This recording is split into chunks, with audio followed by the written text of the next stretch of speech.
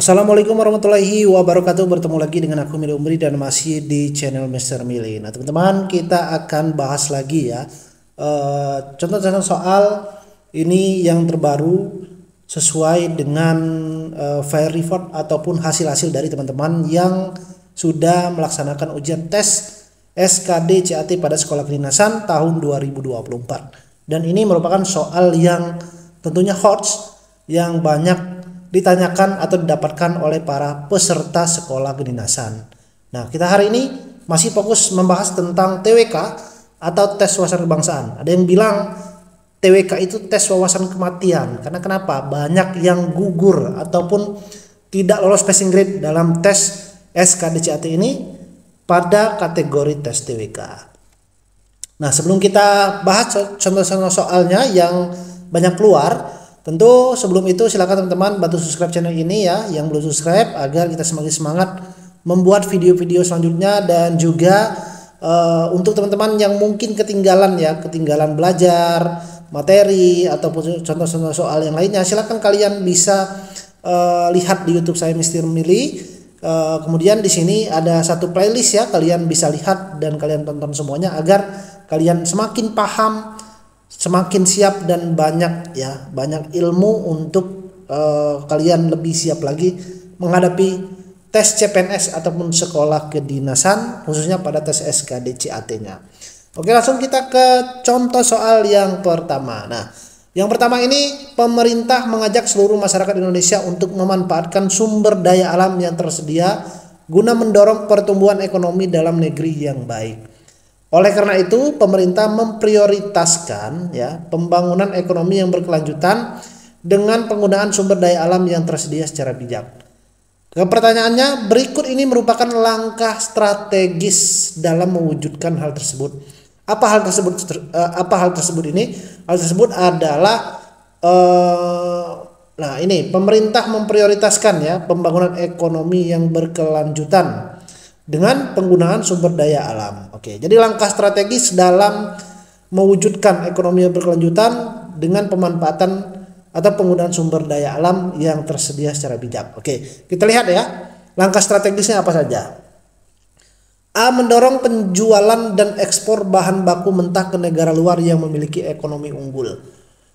Ini sebenarnya bisa saja masuk ya, dalam artian ini merupakan langkah strategis juga, tetapi tidak berkelanjutan atau tidak secara berkesinambungan atau secara terus menerus selamanya.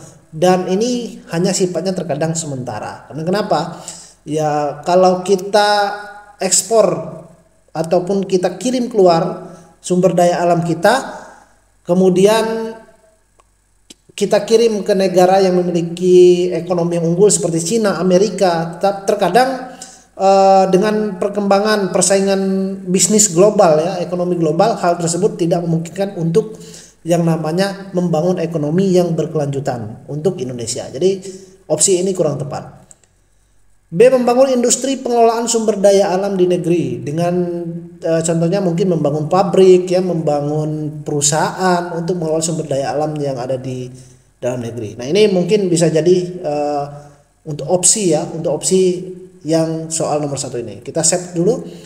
Yang C. Mengutamakan pembangunan jalan tol di seluruh provinsi. Pembangunan jalan tol tidak ada kaitannya dengan sumber daya alam ya. Jadi ini opsi yang salah. D. Mengurangi penggunaan sumber daya alam yang tersedia agar pembangunan ekonomi bisa terkontrol. Seharusnya sumber daya alam di Indonesia ini kan banyak ya. Jadi tidak harus kita kurangi penggunaannya, tetapi kita harus gunakan sumber daya alam yang tersedia, tetapi gunakan secara bijak tentunya. Dan ini yang salah pastinya.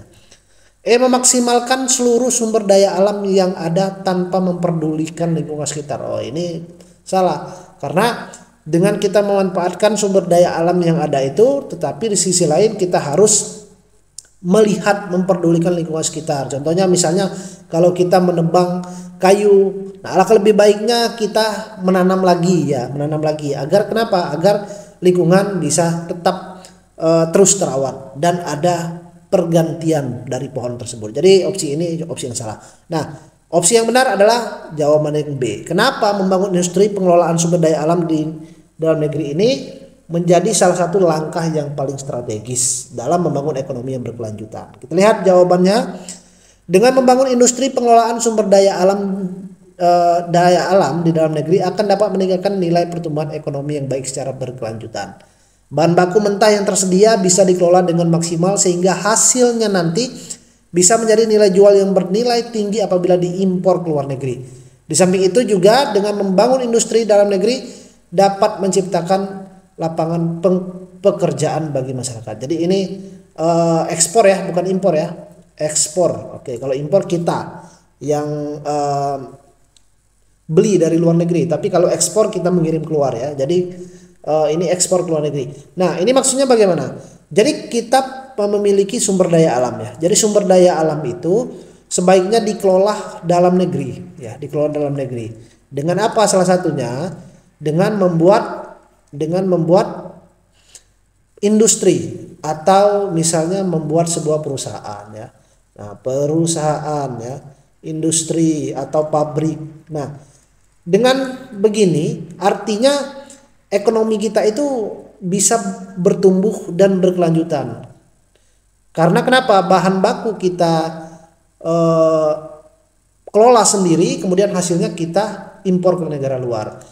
Kalau selama ini tadi kebanyakan bahan baku kita kirim keluar, kemudian kita impor ya, kita beli lagi bahan jadinya. Hal tersebut malah tidak menjadi solusi atau langkah strategis dalam menumbuhkan ekonomi yang ada di Indonesia. Dengan membuat perusahaan, dengan membuat pabrik ya, mengelola bahan mentah, hal tersebut dapat juga menciptakan lapangan pekerjaan bagi masyarakat Indonesia. Jadi jawaban yang terbaik adalah jawaban yang B. Oke, lanjut ke soal yang kedua. Dalam semangat menjaga rasa nasionalisme antara hukum, hak dan kewajiban memiliki peran yang saling berkaitan. Hal tersebut ditandai dengan, ini soal tentang nasionalisme. Nah, soal-soal yang banyak keluar yang kemarin kata teman-teman bahwasanya soalnya pendek seperti ini, tapi jawabannya hampir benar-benar semuanya. Nah, kita lihat jawabannya untuk soal yang kedua ini. Kewajiban dilaksanakan terlebih dahulu sebelum menuntut hak. Apakah ini benar? Ya benar. Jadi kalau kita mau hak kita ya, tapi kita harus juga menjalankan kewajiban kita. Kalau kewajiban kita belum dijalankan, maka hak kita tidak mendapatkan. Contohnya kalau bekerja, hak kita adalah gaji, tapi kewajiban kita tidak bekerja. Nah, maka hal tersebut atau kita tidak mendapatkan hak. Jadi kita harus berikan kewajiban dulu, dilaksanakan kewajiban terlebih dahulu, baru menuntut hak. Dan ini jawaban yang benar. Kita lihat jawaban yang B, kita set dulu ya. Jawaban yang A, antara hak dan kewajiban harus dijalankan secara seimbang. Ini juga benar. Jadi kalau mau hak harus kewajiban dijalankan. Kalau kewajiban sudah dijalankan, hak juga ya harus kita dapatkan. Jadi harus seimbang. C. Setiap orang memiliki kedudukan yang sama di depan hukum, hak dan juga kewajiban. Ini juga benar. Karena kenapa? Seluruh rakyat Indonesia ini, kita ini sama di mata hukum. Jadi tidak ada hukum tersebut yang berat sebelah ya. Hukum sudah diatur dengan konstitusi ya, dengan Undang-Undang 1945 sudah jelas bahwa kita di mata hukum itu sama kedudukannya. Jadi ini jawaban yang benar juga. Yang D, setiap orang memiliki hak yang sama akan tetapi memiliki kewajiban dan hukum yang berbeda-beda. Ini pernyataan salah karena hukum dan kewajiban itu setiap orang itu sama ya. Misalnya orang mencuri ya, hukumnya tentang pasal-pasal mencuri ya, tidak ada yang membedakan antara yang kaya misalnya yang tidak memiliki ya, itu tidak ada bedanya di mata hukum, semuanya sama. Itu yang nyatanya ya. Tetapi kalau misalnya dalam implementasi yang kita lihat sekarang ini, terkadang hukum itu banyak yang tumpul ke bawah ya, banyak juga yang orang-orang kecil itu diskriminasi. Tapi pada dasarnya atau memang sesuai aturan ya, hukum itu sama, baik yang masyarakat kecil, masyarakat menengah, masyarakat yang pejabat, dan semuanya itu hukumnya sama ya. Itu pada dasar kalau sesuai dengan implementasi yang sebenarnya. Jadi jawaban ini jawaban yang kurang tepat D. Hukum dan kewajiban dilaksanakan terlebih dahulu sebelum menuntut hak. Ya, ini kurang lebih sama ya, kewajiban dilaksanakan terlebih dahulu sebelum menuntut hak. Tapi tidak dengan hukum ya, karena hukum dan kewajiban itu berbeda ya, berbeda ranahnya. Jadi hukum dan kewajiban itu berbeda ranahnya. Kalau kewajiban dilaksanakan terlebih dahulu sebelum hak, itu menuntut hak itu benar. Tapi kalau hukum itu mengatur ya, mengatur. Misalnya kewajiban kita tidak dilaksanakan atau hak kita tidak diterima ya, itu baru hukum yang mengatur. Jadi ini jawaban yang salah.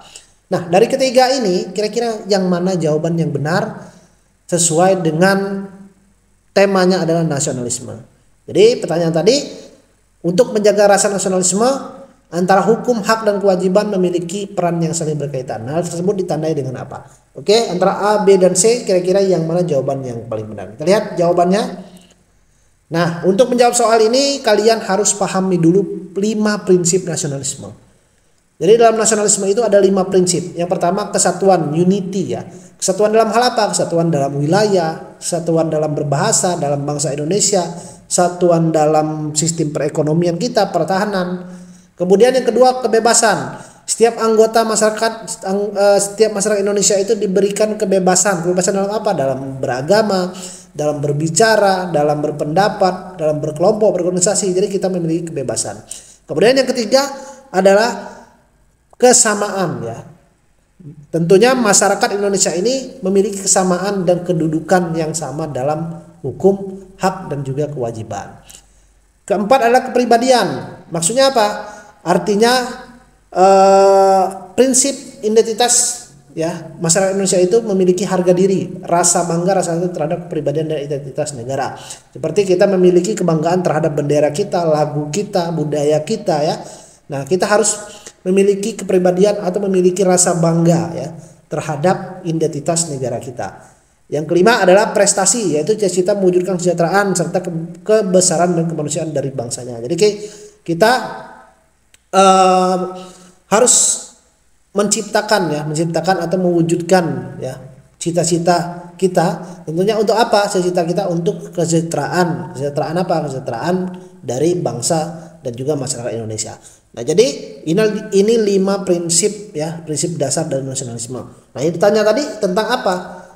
Yang ditanya tadi adalah tentang hubungan atau ada saling berkaitan antara hukum, hak dan juga kewajiban. Nah, ini masuknya dalam prinsip kesamaan. Sehingga dalam nasionalisme ada sebuah prinsip kesamaan di mana masyarakat Indonesia memiliki kesamaan dalam kedudukan di mata hukum ya. Di mata hukum, kesamaan dalam menjalankan kewajiban serta kesamaan dalam mendapatkan hak-haknya. Jadi jawaban yang tepat adalah jawaban yang C. Sebenarnya jawaban yang A ini benar ya.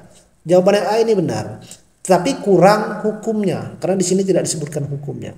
Jawaban B antara hak dan kewajiban harus dijalankan seimbang. Ini benar juga, tetapi tidak ada hukumnya. Jadi sebenarnya ini jawaban yang benar, tapi kita cari yang mana yang paling lengkap. Jadi TWK itu seperti itu. Kita cari jawabannya yang paling lengkap atau yang paling bisa menyimpulkan semuanya ya. Kalau di sini udah lengkap, setiap orang memiliki kedudukan sama, hukumnya dapat, haknya dapat, kewajibannya juga ada di sini. Kalau yang ini hukumnya nggak ada, ini juga hukumnya nggak ada. Jadi seperti itu untuk cara menjawabnya. Nah, jawaban yang kedua atau soal kedua ini adalah jawaban yang C. Oke, paham ya? Jadi teman-teman silakan bisa dihafalkan prinsip dari nasionalisme ini, karena prinsip nasionalisme ini terkadang ada beberapa teman-teman yang mendapatkan soal ini. Kalau kalian paham 5 prinsip nasionalisme ini, maka akan gampang atau kalian mudah dalam menjawab soal tentang nasionalisme.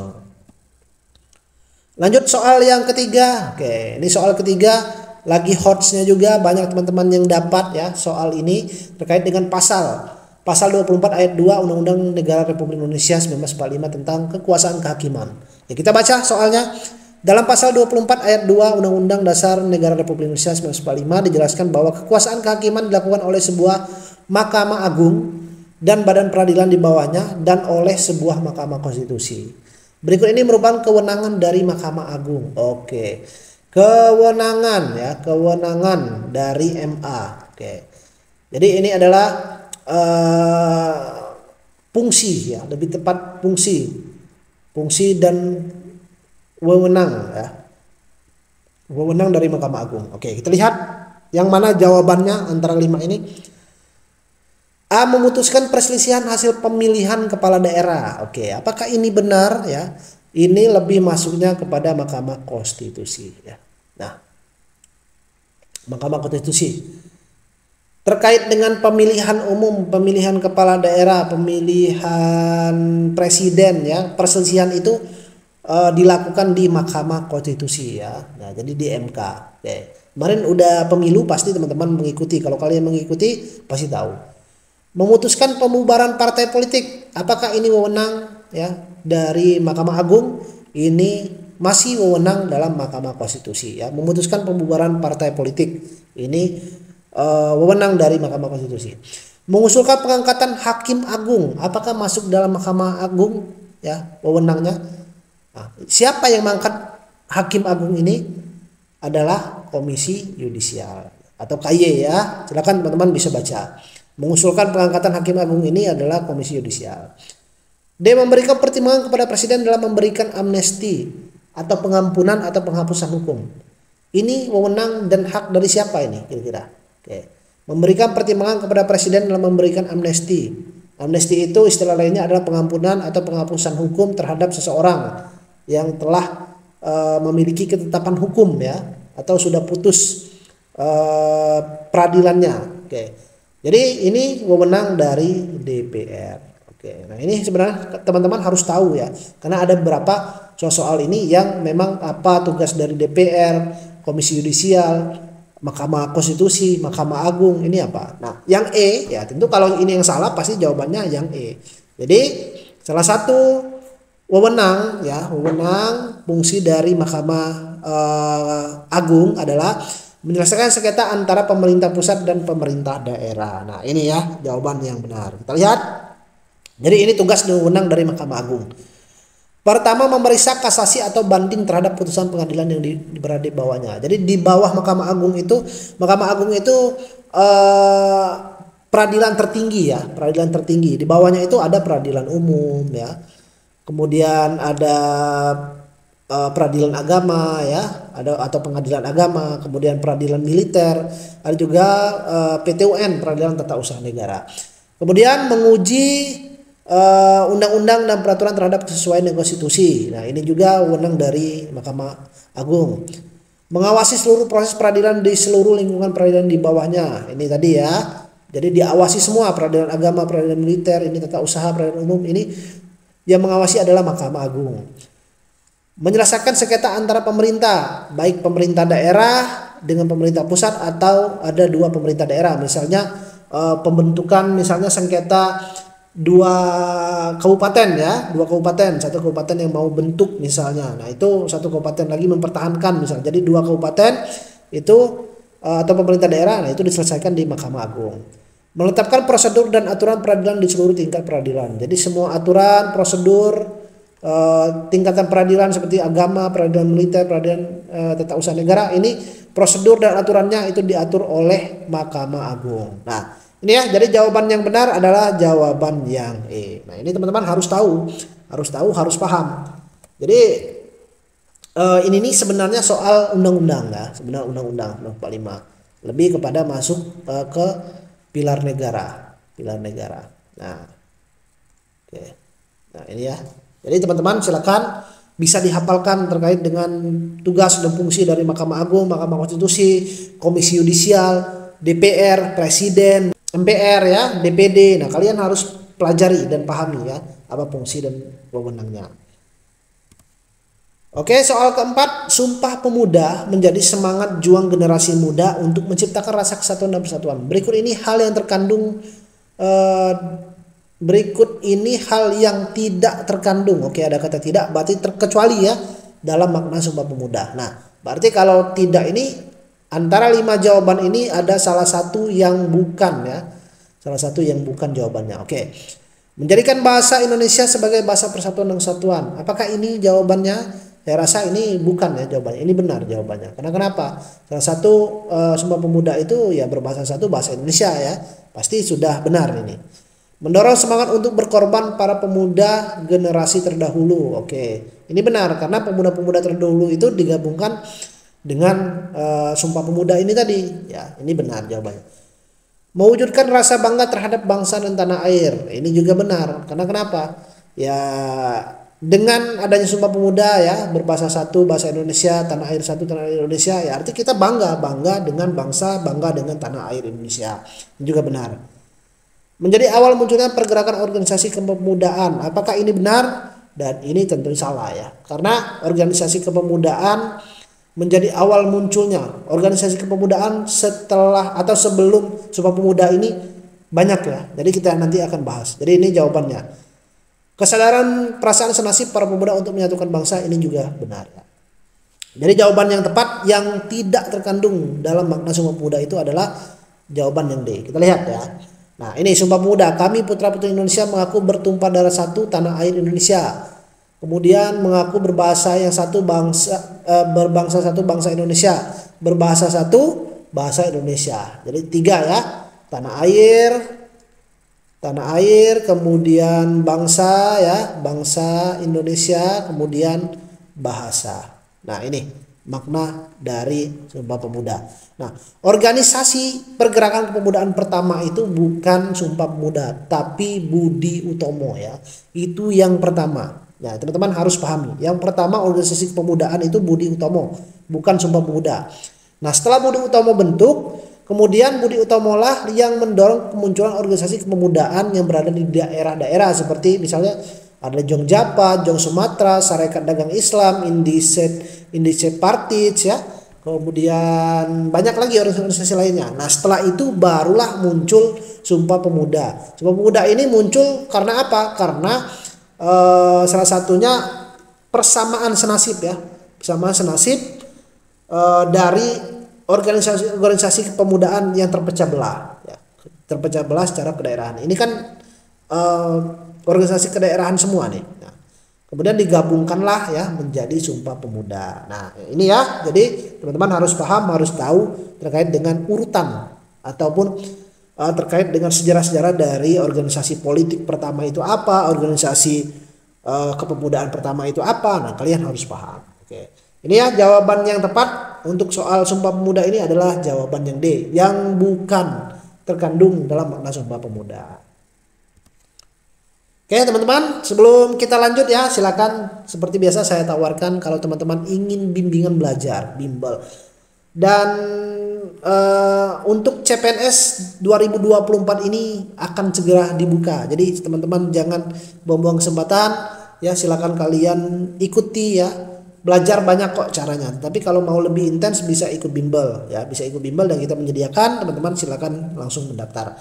Dan cara daftarnya silakan klik link ada di deskripsi video ini atau bisa DM ke Instagram saya Mini Umri, termasuk juga untuk persiapan menghadapi tes CPNS di tahun mendatang atau sekolah kedinasan di tahun mendatang, tahun depan ya. Silakan teman-teman bisa belajar dari sekarang. Lanjut soal yang kelima, Serikat Dagang Islam atau SDI. SDI ini kemudian dirubah jadi Serikat Islam ya atau SI. Nah, terkadang dalam soalnya ada Serikat Dagang Islam, ada Serikat Islam saja, itu sama saja ya, sama saja. Merupakan organisasi politik pertama. Nah, ini yang saya sebutkan tadi. Organisasi politik pertama itu Serikat Dagang Islam atau Serikat Islam ya. Nah, Cokro Aminoto. Oke, kalau Cokro Aminoto itu pasti ingatnya organisasi SDI, Serikat Dagang Islam, yang berdiri Indonesia. Berikut tujuan didirikannya Serikat Dagang Islam. Nah, ini ya, tujuan didirikannya Serikat Dagang Islam. Oke. Yang mana kira-kira jawabannya? Oke, yang A mengatasi persaingan pedagang lokal dan pedagang asing, B menjadi tempat kerjasama antar pedagang-pedagang Islam, C menjadi pemasok senjata umat Islam di Indonesia dalam melawan Belanda. Oke, memperbaiki citra Islam di kalangan masyarakat luas, mengembangkan eksistensi agama Islam di Indonesia. Nah, kira-kira jawaban yang tepat yang mana antara 5 pilihan ini? Silakan teman-teman jawab ya, jawab di kolom komentar. Oke. Nah, ini menjadi PR ya. Menjadi PR bagi teman-teman semuanya. Silakan kalian jawab yang mana jawaban yang paling tepat antara 5 ini. Ya tentu ada satu jawaban karena kecuali ya, ada satu jawaban pastinya di sini. Jadi hanya satu jawaban. Silakan kalian pilih apakah A, B, C, D atau E. jawaban yang tepat yang bukan tujuan didirikannya Syarikat Dagang Islam ini atau Serikat Dagang Islam ini. Silakan teman-teman diskusi di kolom komentar, jawab dan berikan alasannya. Oke, silakan. Bagi teman-teman yang mungkin belum menonton video-video yang lainnya, silakan kalian tonton banyak video-video lainnya TWK, TKP, TIU ya untuk persiapan menghadapi tes CPNS sekolah kedinasan khususnya pelajaran SKDCAT. Terima kasih teman-teman yang sudah menonton dan jangan lupa subscribe channel ini, bantu like-nya, bantu komen kalau ada usul materi atau bahas apa ya kita akan bahas di video-video berikutnya. Silahkan komen saja dan jika kalian rasa video ini bermanfaat silahkan bantu share video ini sebanyak-banyaknya kepada teman-teman semuanya. Dan terima kasih semuanya. Saya Ri, wassalamualaikum warahmatullahi wabarakatuh.